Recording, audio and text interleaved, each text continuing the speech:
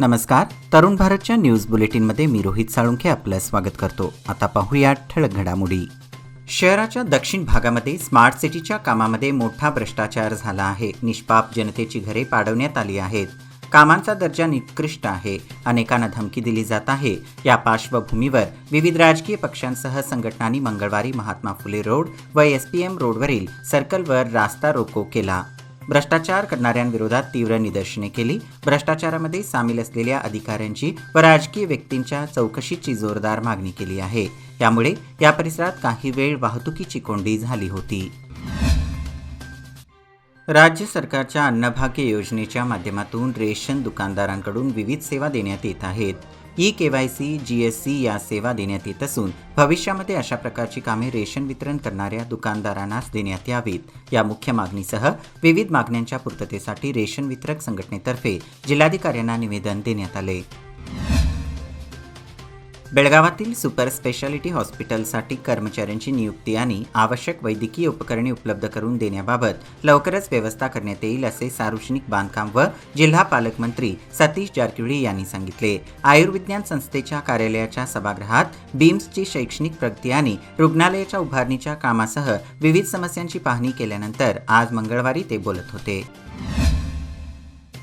बेळगाव तालुक्याचा दुष्काळग्रस्त तालुक्यामध्ये समावेश करण्यात आला आहे. पावसाअभावी शेतकऱ्यांना मोठा फटका बसला आहे. यासाठी शेतकऱ्यांचे संपूर्ण कर्ज माफ करण्यात यावे अशा मागणीचे निवेदन काकती येथील शेतकरी संघटनेतर्फे जिल्हाधिकाऱ्यांना देण्यात आले. शहरामध्ये बुडा अंतर्गत राबवण्यात येणाऱ्या विकास कामांसाठी पॅकेज निविदा काढण्यात येत आहे. यामुळे लहान सहान कंत्राटदारांना याचा फटका बसत आहे. मोठ्या पॅकेजमुळे लहान कंत्राटदारांना काम मिळणे कठीण झाले आहे. यासाठी ही पॅकेज व्यवस्था रद्द करून 1 कोटीपर्यंतच्या कामाच्या निविदा काढण्यात याव्यात अशा मागणीचे निवेदन जिल्हा कार्यरत कंत्राटदार संघटनेतर्फे जिल्हाधिकाऱ्यांना देण्यात आले. हिंदी प्रचार सभेतर्फे हिंदी दिनानिमित्त प्राथमिक, माध्यमिक, पदवीपूर्व व महाविद्यालय विभागाच्या विद्यार्थ्यांच्या काव्यगायन, वक्तृत्व, निबंध स्पर्धा घेण्यात आल्या. याचा बक्षीस समारंभ खडेबाजारमधील हिंदी भवन येथे कस्टम अधिकारी सुरेश गडकरे यांच्या अध्यक्षतेखाली झाला. व्यासपीठावर डॉक्टर जयशंकर यादव, प्राध्यापिका नीता पाटील, रुपेश व्यास, रतन पाटणकर, प्राध्यापक PD साटम, आनंद पाटील व श्रीकांत व्यास उपस्थित होते. देसूर भागात अपुऱ्या व अनियमित बस फेऱ्यांमुळे विद्यार्थ्यांना शाळा कॉलेजला ये-जा करताना बस थांब्यावर तासनतास ताटकळत बसावे लागत आहे. तसेच बसमध्ये प्रवाशांची संख्या अधिक असल्यामुळे त्यांना बसच्या पायऱ्यावरती उभे राहून जीव घेणा प्रवास करावा लागत आहे. परिवहन खात्याच्या अधिकाऱ्यांचे या भागातील बस फेऱ्यांकडे दुर्लक्ष झाले असल्याच्या तक्रारी विद्यार्थी व पालक वर्गातून होत आहेत. येळ्ळूर मारहाण खटल्याच्या सुनावणीमध्ये कार्यकर्त्यांनी न्यायालयात आपले म्हणणे मांडले आहे. या खटल्याचे कामकाज पूर्ण झाले आहे. त्यामुळे पुढील तारखेला या खटल्याचा निकाल आहे. येळ्ळूरच्या 5 खटल्यांपैकी एका खटल्याचा निकाल हा अंतिम टप्प्यात आला आहे. आता या खटल्याचे काम पूर्ण झाले असून 18 ऑक्टोबर रोजी निकाल लागणार आहे. खानापूर तालुक्यातील वड्डेबैल येथील मलप्रभा नदीवरील बांधाऱ्यातून पाणी वाहून जात असल्याने तातडीने या बंधाऱ्याची दुरुस्ती करण्यात यावी अशा मागणीचे निवेदन वड्डेबैल, चापगाव, यडोगा, लक्केबैल येथील ग्रामस्थांच्या वतीने रमेश धबाले, रुक्मण्णा झुंजवाडकर, मल्लप्पा अंधारे, प्रभू कदम यांनी पाटबंधारे खात्याच्या अभियंत्या शीतल बेंद्रे यांना दिले आहे. बेंद्रे यांनी निवेदनाचा स्वीकार करून आपण याबाबत वरिष्ठांकडे आपल्या मागणीचा अहवाल पाठवत आहे असे सांगितले. युनियन बँक ऑफ इंडिया क्षेत्रीय कार्यालय बेळगावच्या वतीने हिंदी दिवस व पुरस्कार वितरण समारंभाचे आयोजन करण्यात आले होते.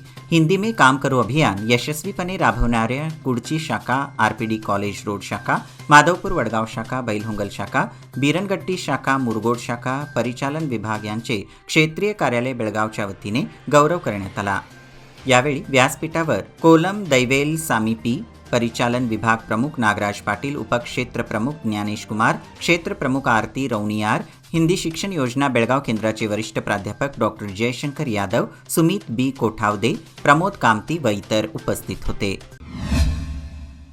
हिरणवाडी येथे बिबट्याचे दर्शन झाल्याची जोरदार चर्चा सुरू आहे. सोमवारी सायंकाळी 7च्या दरम्यान जनता प्लॉटच्या पुढे व KLS पब्लिक स्कूलच्या पश्चिमेकडे बिबट्याने पाळीव मांजरावर झडप घालण्याचा प्रयत्न केल्याची घटना काही नागरिकांनी पाहिली. त्यामुळे या परिसरात घाबराटीचे वातावरण पसरले आहे. इन्नरव्हील लोगो आणि क्लबच्या वतीने आराधना मतिमंद शाळेतील मुलांसाठी स्पोर्ट्स वेअर तसेच येथील 5 विद्यार्थ्यांना व्हीलचेअरचे वितरण जिल्हा विशेष चेतन विकास केंद्राच्या वतीने करण्यात आले। याप्रसंगी क्लबचे सदस्य प्रीती गुगनानी, वैशाली लोखंडे, रत्ना बेहेरे, स्वाती उपाध्ये, मंजिरी पाटील, उर्मी शेरीगार व इतर उपस्थित होते।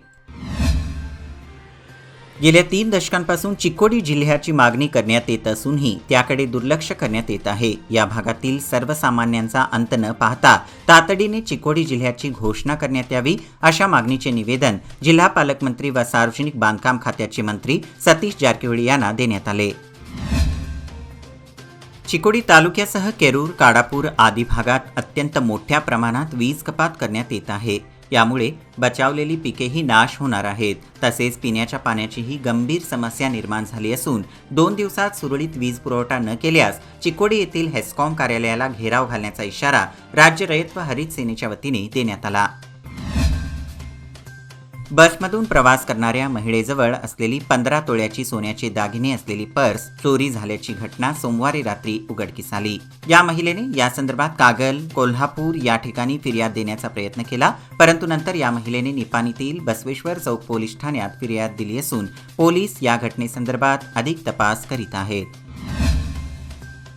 याबरोबरच हे बुलेटिन इथेच संपलं। अधिक माहिती आणि ताज्या घडामोडींकरिता पाहत रहा तरुण भारत न्यूज चॅनल। तसेच आमच्या चॅनलला लाईक, शेअर आणि सबस्क्राईब करायला विसरू नका। विश्वासार्ह बातम्यांसाठी दररोज सकाळी वाचा दैनिक तरुण भारत। धन्यवाद।